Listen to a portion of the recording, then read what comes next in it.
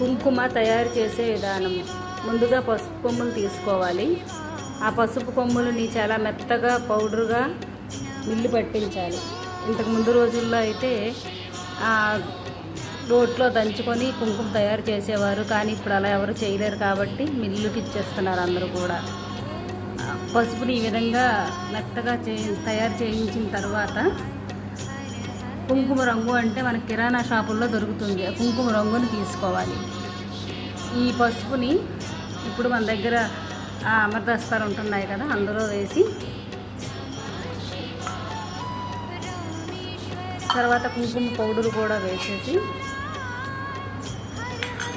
కొంచెం ఇలా అనుకుంటే సరిపోతుంది నెమ్మదిగా.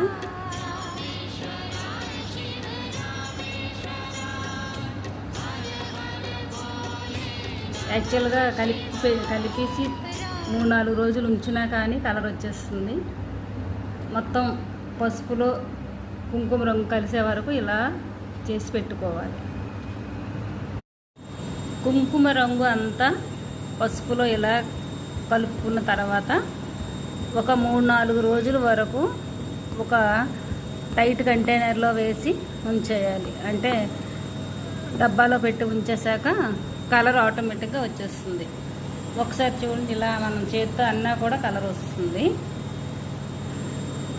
కుంకుమ మంచి కలర్ వచ్చేస్తుంది. చేత్తో అన్నా కూడా మంచి కలర్ వస్తుంది. ఇలా తయారు చేసుకుని కుంకుమ మనకు చాలా బాగుంటుంది. మనం బొట్టు పెట్టుకోవడానికి కూడా వాడుకోవచ్చు. ఇంకా దేవుడికి అంత కూడా బాగుంటుంది.